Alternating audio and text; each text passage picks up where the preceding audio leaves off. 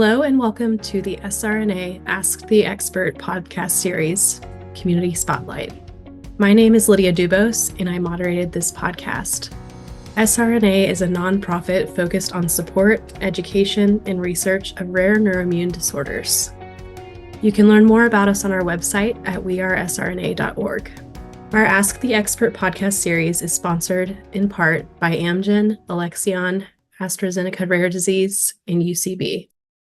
For this podcast, we were pleased to be joined by Ilona Williams. Ilona was originally diagnosed with transverse myelitis in 2006, followed by an MS diagnosis, until in 2018, she was diagnosed with NMOSD. You can view the full bio in the podcast description. Welcome and thank you for joining us today. Would you mind just briefly introducing yourself? My name is Ilona. I'm 54 years old and I live in Alexandria, Virginia.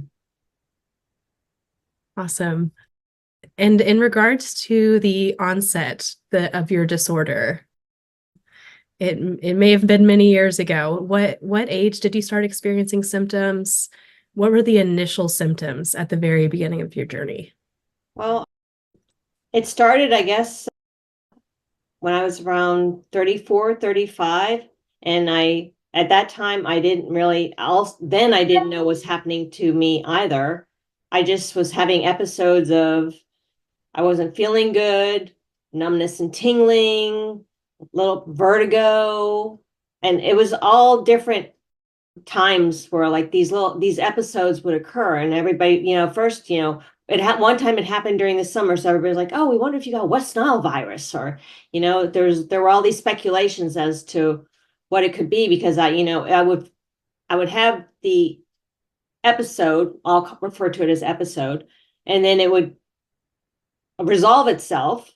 And then 2 months later, or, again, I was experiencing something. So it just seemed like one thing after another, after another.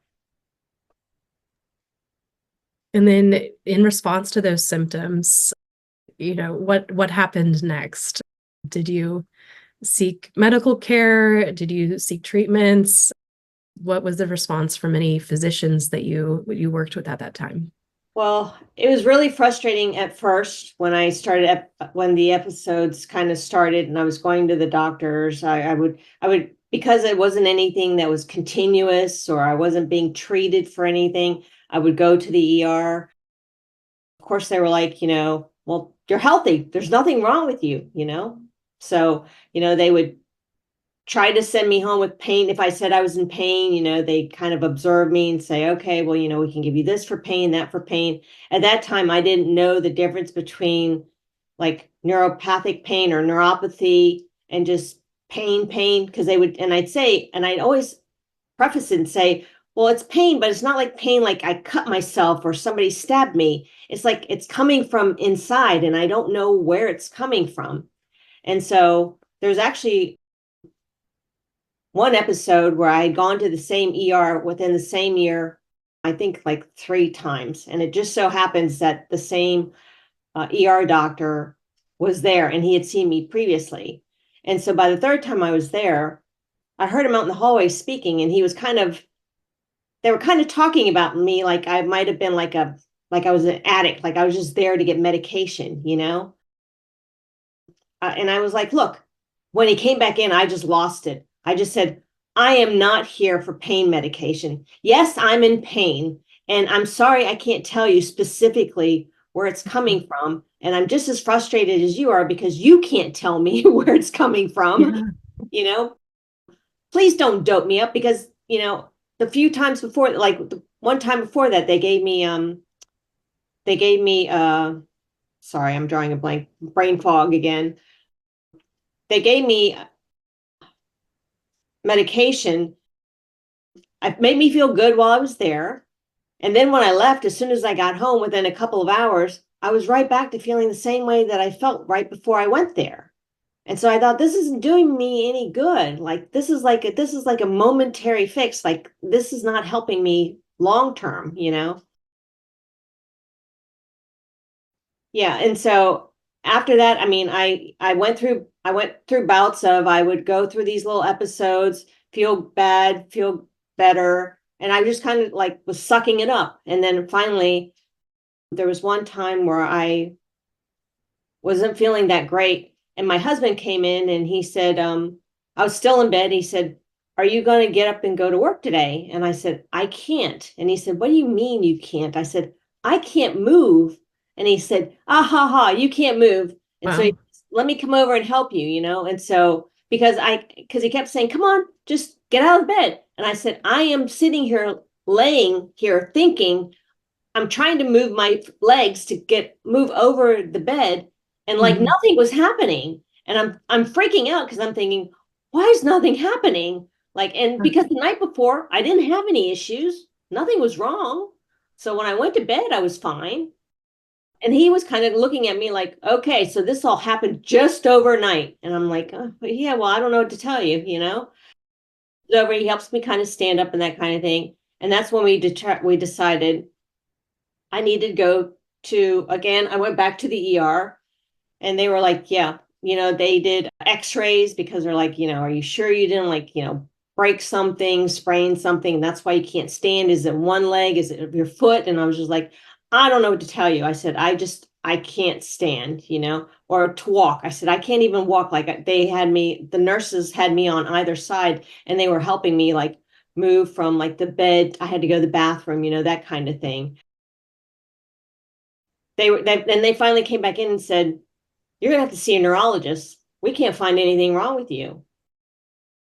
I did. I was able to, and of course, I started making calls to see a neurologist. Of course, everybody's like, "Yeah, we can see you in like 6 months, 9 months," and I'm like, 6 months? Like I couldn't get out of bed this morning. Are you serious? So then I ended up taking the first appointment of the first neurologist that could see me, the earliest that he could see me. And so when I went to see him, he said to me when he came out, and he said, "All right, come on back." And he says, "But I want you to walk in front of me. I want you to walk down the hall to the exam room, and I'll follow you in." And as soon as he came in, he says, "I know exactly what you have." And I was like, okay, wow. He hadn't even looked at me. Yeah, he's like, "You have transverse myelitis." He says, "I'm pretty sure that." He goes, "We're gonna have to run some other tests, blood work." So I think I should probably, I need to do a spinal tap, which now was lumbar puncture, but when he said spinal tap, I was like, oh my God, you know? And so we went from there, and I was hospitalized for a couple of days just so he could run some tests and just, get everything done, do MRIs and stuff like that. And again, it would come and go. I would have good days, I would have bad days, but there were times where I was somewhat mobile, and then not that easy to be mobile, get around, that kind of thing. So I went back to work and that kind of thing. And then what happened was, after that, it just seemed like every episode, it seemed like every couple of weeks, like every 4 weeks or so, every month, I was experiencing something. Finally, and I was going back to the same neurologist. So he finally said, I mean, they had me doing over the counter steroids. I would have these episodes, and of course, people at work knew that there was something going on with me, because after a while taking the steroids, I would walk in and I had the moon face, they're like, "Oh, wow, something's going on with her." And then after I had several episodes after that, he finally said, "Okay, I think it's something more. I think you're falling more into the MS category, so we need to do more blood work, and just exams, MRIs for lesions, that kind of thing." And so they did blood work. They sent it off to NIH, and he says, "Okay, well, it does show you have," and the MRI also confirmed that I had lesions on my entire spine, from I don't know all the technical, the C whatever, but like from the back, my lower back, all the way up to my brain stem. And I also had a couple of small lesions on my brain. Wow. And at that point, of all the testing that they were doing, did they do a blood test for aquaportin 4 for the MOG antibody at this point, or? At that time, no, it was probably around 2016. And at Okay. that time, I was shocked when he said MS, because I thought I only knew of one other person that I worked with, and his wife had MS. And they shared some really heart-wrenching stories about, the stuff that she went through. And so I was just like, wow, I know nothing about this. And so I just kind of went with it, he's like, this is MS, and of course at that time, MS was it was the only thing that was brought to my attention or mentioned to me. So when I looked it up online and tried to do any research, again, it was terrible. I was just like, oh my gosh, and again, it varied with so many different situations and so many different people, there were so many different circumstances. Yeah, so there was no talk of like, well, we have to do any more tests or anything. And then what happened was I was put on a preventative medication for MS. I started on that and I took that for a couple of years. And then after I had what I call my significant relapse, which was in 2018, I ended up in the hospital. And so honestly, I don't remember much from being admitted to the hospital up until the time where I came. They said I was kind of like in a comatose state, 5 to 6 weeks. I mean, I would become coherent. My mom would say I could tell when she would walk in, because she said, you didn't open your eyes. And I would walk in and I would put my hand on your hand and I'd say, if you know I'm here or you can hear me, squeeze my hand. And she said, and you would squeeze my hand. So she said, I knew you knew I was there. And then after being in the hospital, so finally when I kind of came out of that state is when they started talking to me. And when I came out of that state, I couldn't speak, I couldn't read, I couldn't write, I was paralyzed from like the chest down to my toes. I had a catheter.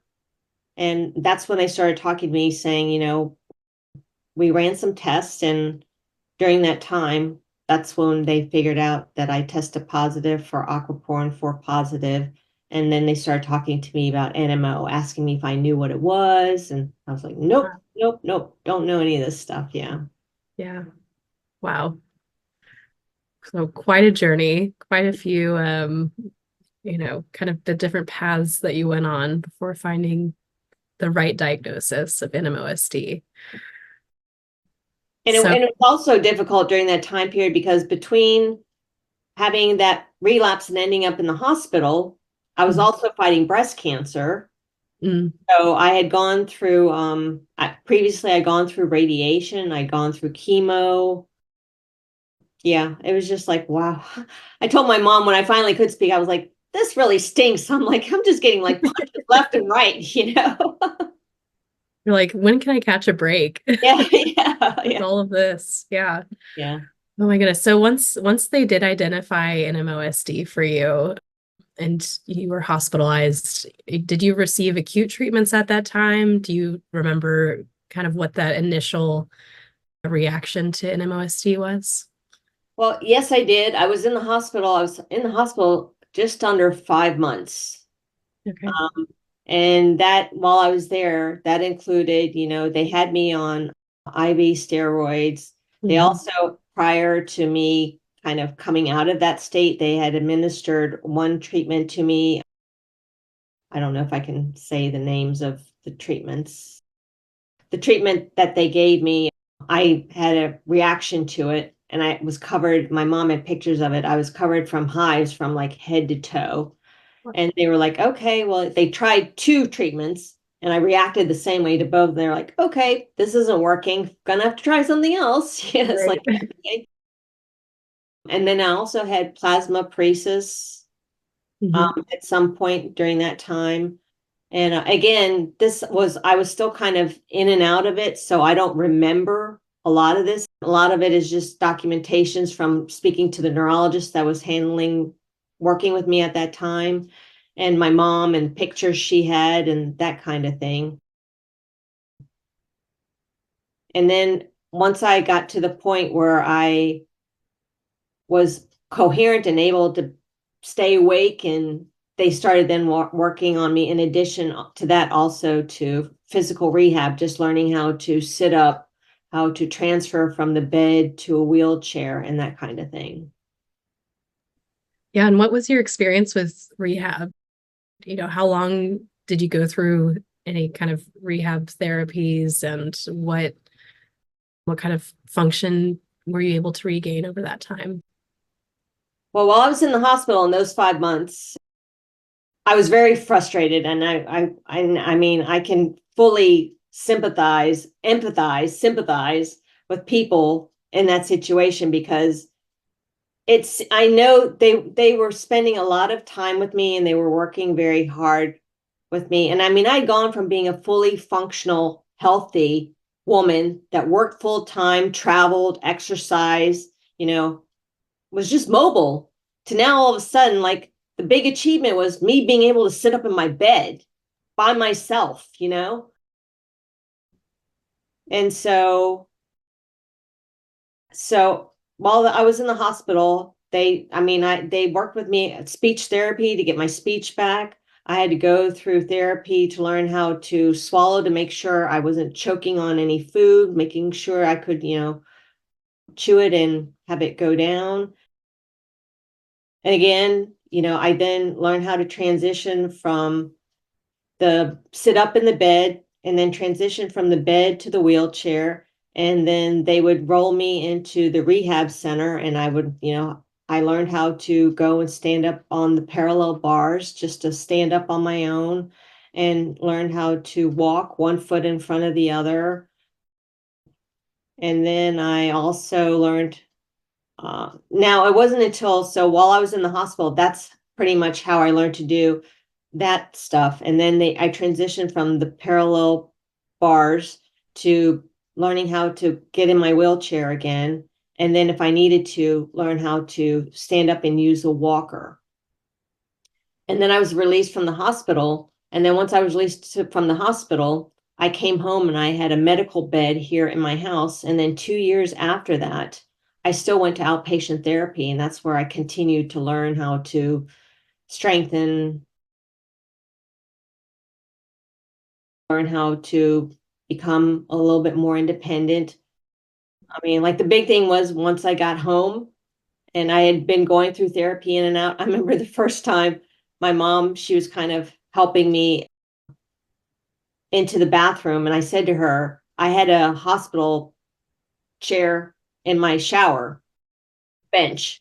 And I said to her, I want to take my own shower. And she's like, Ilona. And I'm like, Mom, I'm 50 something years old. And she's like, I'm your mother. I've seen everything. And I'm like, I know that. I'm like, but still, I'm a 50 something year old woman. I want to be able to bathe by myself. And so she was so worried. She would say, okay, fine, close the curtain or whatever. And she said, I'm going to sit out here on the toilet. I'm like, I'm going to help you, but I'm going to be right here if you need me. I'm like, okay. I mean, that was the biggest thing. Like, they were like, what's your biggest achievement? I'm like, I showered by myself, and everybody's like, wow. And I'm like, it's a huge deal, like, huge. Yeah. So, yeah. Wow. Yeah. So big transitions, going from hospital to home, and learning how to do things again. And I guess fast forward to today, what does your today look like? Do you have current symptoms that you're living with day to day? And what does that look like for you? It does. I am on full-time disability. I no longer work. I had spasticity pretty severely, and luckily that's gotten better due to help of daily medication. And then I still have numbness, like, in my toes, all the way up to, like, up my leg, all through my calves, up to, like, my knees. That's gotten better too. So that's also helped with my walking, because they also had me, when I got home, not only did they have me while I was on the walker, using the walker, they had me in, they were like leg braces to kind of help me for like help with drop foot and that kind of thing. I forget what they're called. Sorry. Again, brain fog. And then brain fog. And so I don't drive anymore. And so I do live on my own, but my mother lives close by, and she's been my angel. Like, she comes by every day, I hear her. She knocks on the door, she's like, "I'm here." And I'm like, "I know." And she'll come in and she kind of helps me like with any like house stuff, just laundry. I mean, she's the one who takes me grocery shopping. She makes sure I get to all my doctor's appointments.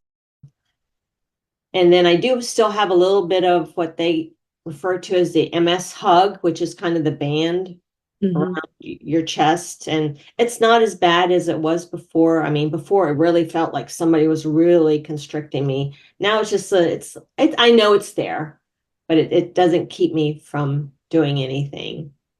And so, and you get tired. I mean, that's the crappy thing, I'm like, I used to joke at first, like I'd say, "Mom, I just need to sit down for a second." She's like, "Oh, do you want to take a nap or something?" I'm like, "No, I just need a minute to rest, I'm like, "I don't want to take a nap. Just give me a few minutes to rest." And I'm like, "This is terrible. Like, I'm up and moving for 20 minutes and then I got to rest for like 5 minutes, But it's getting better. It's Just getting taking at a different pace. Yeah.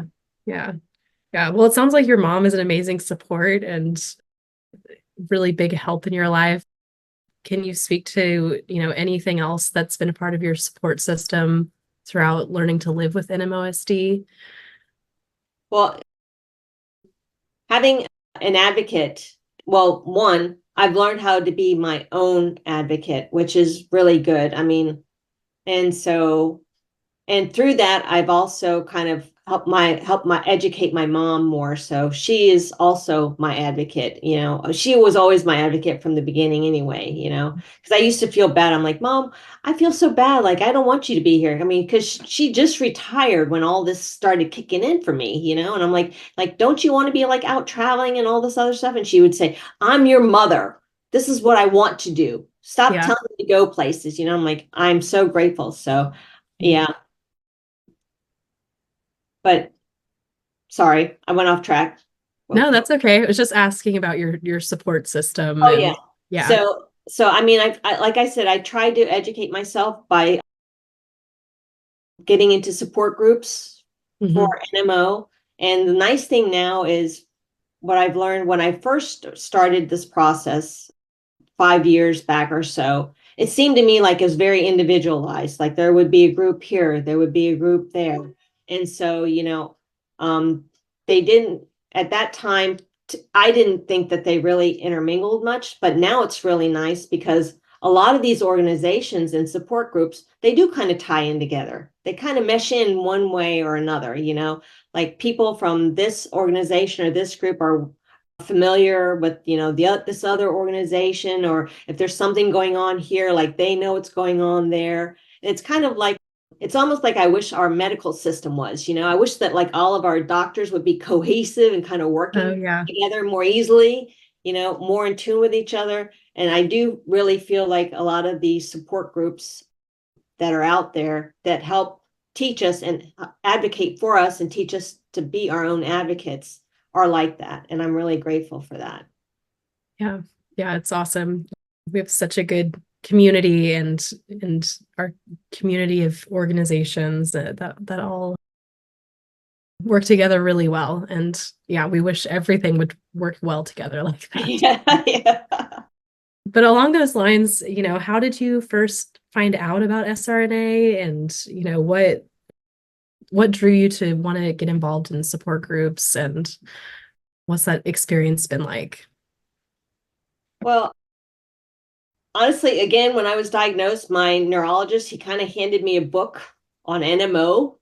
And he was kind of like, I mean, we talked about some things, he shared some things with me, but he didn't go into like any like major detail, So in that book, I mean, it kind of went over the, I don't know, just the everyday occurrences as far as like, testing and medications and frequency and that kind of thing. And because the one thing he did tell me when he handed me this book about NMO and we had this discussion, he said, whatever you do, don't Google this. And I'm like, oh, okay. So what do? I go home and I Google it, right? Of course. Right. And at that time, 5 years ago, it was nothing good. Like everything that was coming up, I was like, are you serious? Oh my gosh. I told my mom, I'm like, I have 5 years. I have 5 good years. I mean, that was what was out there at that time. And Yeah. so things just kind of started coming up. I ended up at that time, there wasn't much focused on NMO specifically. A lot of it was just MS. And so I just started there. And then I kind of learned, like, when that NMO is not MS, I was like, and then I learned that there were more specific groups that focused on NMO. And one group just kind of led, getting involved with one group kind of led, people would say, oh, I'm involved in this group here, or that group or whatever, and I would just kind of see things and I would just kind of reach out. And at first I felt a little bit like a stalker because I'm showing up at all these meetings. They're like, geez, this lady's like everywhere.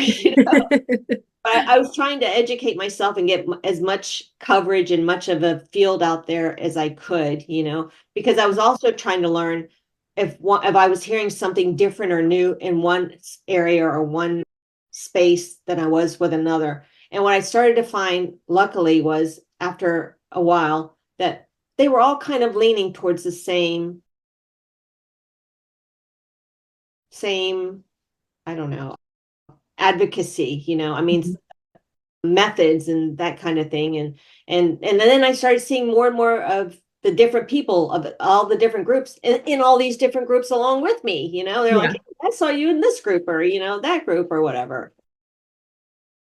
And then when I first learned of SRNA, at first I thought because it took me a while to understand that, because everybody kept saying disease, and I kept thinking, I don't have a disease. And they're like, no, it is a disease. I mean, it's something that requires treatment or, that is being, that there's still a lot of experimentation going on as far as treatments, blood work, whatever else is available out there. And then because SRNA also kind of covered a large umbrella, larger than what I was seeing in most, it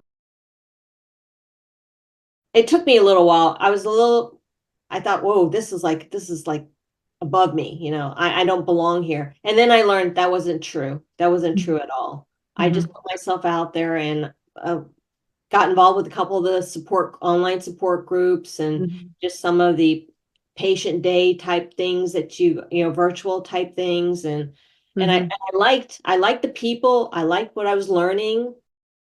And I was just like, yeah, this is good. This is where I need to be. Yeah, that's great. So kind of thinking about, learning to live with the diagnosis, and it sounds like you've sought out a lot of information and you've sought out community. What are some kind of tools that you've found that have helped you on your journey, or what are some tips that you've learned about living with NMOSD? Well, for me, the biggest thing is educating yourself. And for me, that also meant putting myself out there, opening myself up to whatever was there. And then it was up to me to decide whatever I was receiving, if it was something that I thought, this is, I don't know if I'm headed in the right direction here, that kind of thing. And it also helped me, just like when I'm meeting my doctors and stuff like that, when I wasn't going to the neurologist and I was going to all these different doctors, now, I have this kind of setup where if I'm going to something that I think might be NMO related, and I'm not going to see my neurologist, I still reach out to him and I say, hey, look, this is going on. I'm not really sure, like, if it's NMO or not, but it's new to me. And it is something that I think I should be checked in. And luckily I have a very good rapport with him, and he has a very good demeanor, and I trust him wholeheartedly. And he would say, okay, fine, no worries, So it had been a while since I had an MRI or something. He's like, I'll go ahead and send over a script to have, for the MRI or whatever else. And so what I was learning was I had to educate myself, because when I was going into these places that were not at my neurologist's office or with my neurologist, the people that I were encountering knew a lot less than I did, even though they were medical professionals, Luckily, recently, I've even had people just be very honest with me. They would say, oh, I've heard of that. And the thing that gets me is, the biggest thing I've learned from having NMO, that it's not MS. Yes, they do share some similarities or characteristics, but it is not MS. When they look at me and they go, oh, yeah, that's like MS. I finally learned, Ilona, let the hackles go down. And I just say, no, it's not like MS. It does share some similarities or, to MS, but it is not MS, and it needs to be treated differently. And that's also what I learned, having been on MS medication, that just because you're taking a medication to treat your disease doesn't mean it's a good thing, because what I learned was being on those medications was actually worse for me. It's worse to be on a worse treatment that is not designated for your disease. So now I go in, and a lot of times it's funny, if I go in and I have to stay the night or something like that. I mean, as soon as they walk in the room, as soon as they walk in with anything, the nurse or whomever, I'm like, what is it? Why are you giving it to me? Why do I need it? Why should I take it? And I also learned that in educating myself, that you don't have to accept everything that is being said or given to you, like in the hospital. Sometimes I'd be like, no, I don't think I need that. I don't want to go that route. I don't want to do that. And so that's what I like about my neurologist, because when we talk about treatments and things to do, he'll say, well, I was thinking about this from what you explained to me. How do you feel about it? What do you think? He doesn't just walk in and say, I'm the neurologist, here, take this. I've learned that I don't accept that anymore. So I guess that's part of being my own advocate. I don't know. Yeah. Educate Myself. I know that's something that so many people, might be dealing with who have NMOSD, is trying to decide, should they be on a long-term treatment, and how do you make decisions about what treatments you take, and how do you feel like you can make an informed decision about treatments? And it sounds like you've done a lot of work for yourself in that area. And my neurologist has been good with that. And so I am on a long-term treatment.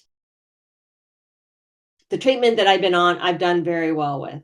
And so again, with all these new things popping up and coming out or becoming available, that's why I also want to continue to try to educate myself and just put myself out there and learn what's going on, because I'm the frame of mind, because I've been doing so well with it.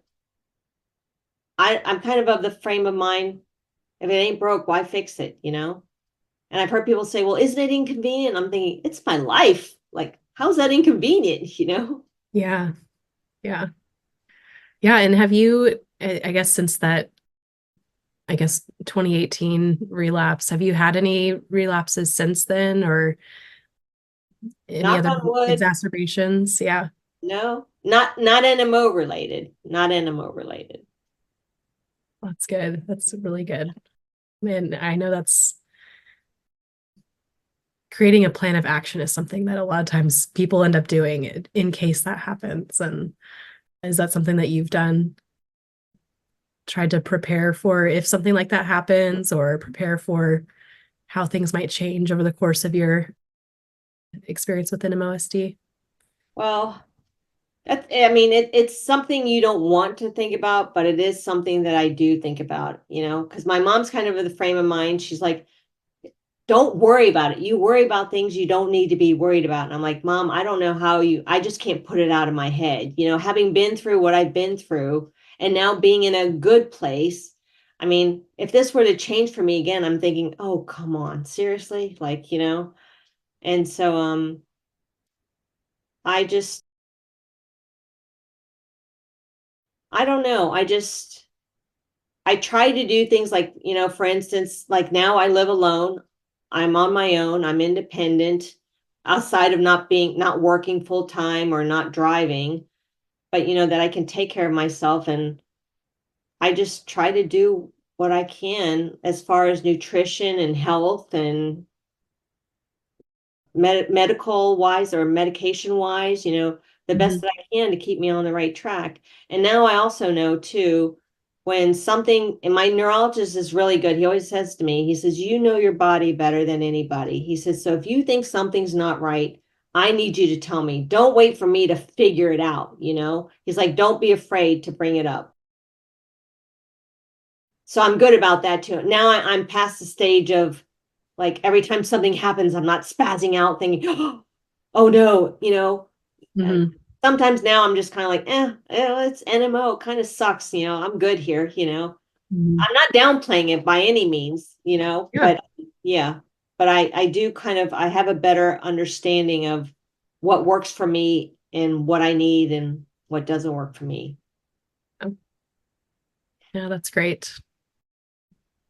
What's something that you wish more people understood about living with NMOSD or living with a rare neuroimmune disorder? Well, I mean, I feel so bad when I say this because I think to myself, as tough as I've had it, there's so many other people that have it so much worse than I do. And so when I say it's not easy, I mean, everybody's like, well, life isn't easy, but okay. But Mm-hmm.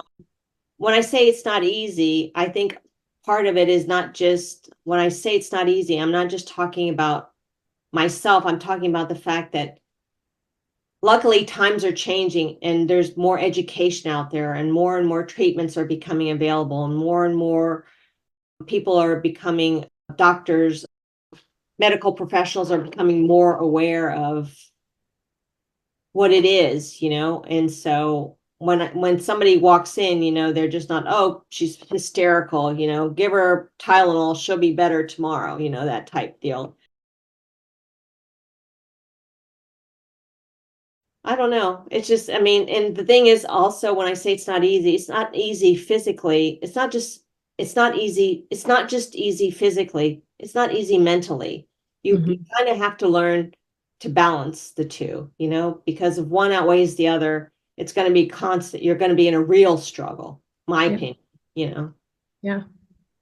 Yeah. And what are, if you don't mind sharing, what are some things that you do to help the mental side of living with NMOSD? What are some things that support you or that you do? Well, I mean, I try to, and my mom is really good about this too. Every day, like in the beginning, if we had a good day, she would look at me and she'd say, "Today was a good day," and I'd say, "Yeah," and she goes, "You need to remember this. Today was a good day," and I'd say, "Yeah." So she has really helped with me being appreciative of um just having a good day. I Yeah. mean. And when I wake up in the morning, I'm grateful that I woke up in the morning and I woke up and I'm not in any pain. And like, I'm already thinking about like what I'm going to do for the day. And the fact that I'm thinking about what I can do for the day because I can do it. Like I can get up, I can get dressed, I can go brush my teeth, you know, I can get ready to go grocery shopping. I mean, this all sounds like mundane stuff. And people do this every day. Yeah, it does. But when it's taken away from you and then you have to fight to get it back, you just appreciate it that much more, or at least I do. Yeah. Yeah, that's beautiful. That's great.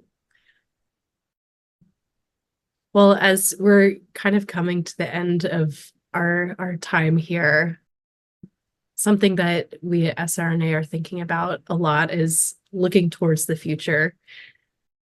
This year is our 30th anniversary. And so we're looking back on the last 30 years, looking back on stories, like looking back on your story and how far you've come. but then looking towards the future and thinking about what we're hopeful for in the future. So I want to ask you, what are you hopeful for the future? A cure. and when as people are diagnosed, no longer, and it's nice that these support groups and advocacy groups are out there, no longer being told that that the only information that you're getting as soon as you're diagnosed is that you have 5 good years and then that's it, because I am past the 5-year mark. Yeah. So, and I'm so grateful for that. Mm. I mean, I might only make it to 6 or 7, but I made it past the 5. So, Yes. Yeah. So. Yeah. That's awesome. Well, thank you so much for sharing your story with NMOSD and the journey that it took to get there and all that you've been through since. It's really wonderful to hear stories like yours, and I would really appreciate you being vulnerable and open to sharing. And before we finish up, is there anything else you'd like to share about your story, about your journey, or anything at all? No, I want to thank SRNA and you for giving me this opportunity, because it's weird looking back on it. Like when I was going through it, I thought this is never going to change. This is going to take me, it's going to be forever. This is my life forever. And yeah, it's only been, like, now I say it's only been 5 years, where if 5 years ago you would have said to me it's going to take 5 years, I would have been like, are you kidding? 5 years? Oh my gosh, Mm-hmm. It's just so, and I thank all the organizations for putting out this information for us to have access to it. You don't have to be a doctor or, medically inclined to find this information or find these groups. Mm-hmm. And that's amazing. So as you're going through this, no matter what your struggles are, don't forget that there are resources out there. And okay, maybe you might need a little bit of help finding them, but they're out there. Yeah. I appreciate that. Thank you very much. Yes. Yeah. And thank you for sharing. Thank you to our Ask the Expert podcast sponsors, Amgen, Alexion AstraZeneca Rare Disease, and UCB. Amgen is focused on the discovery, development, and commercialization of medicines that address critical needs for people impacted by rare, autoimmune, and severe inflammatory diseases. They apply scientific expertise and courage to bring clinically meaningful therapies to patients. Amgen believes science and compassion must work together to transform lives. Alexion AstraZeneca Rare Disease is a global biopharmaceutical company focused on serving patients with severe and rare disorders through the innovation, development, and commercialization of life-transforming therapeutic products. Their goal is to deliver medical breakthroughs where none currently exist, and they are committed to ensuring that patient perspective and community engagement is always at the forefront of their work. UCB innovates and delivers solutions that make real improvements for people living with severe diseases. They partner with and listen to patients, caregivers, and stakeholders across the healthcare system to identify promising innovations that create valuable health solutions.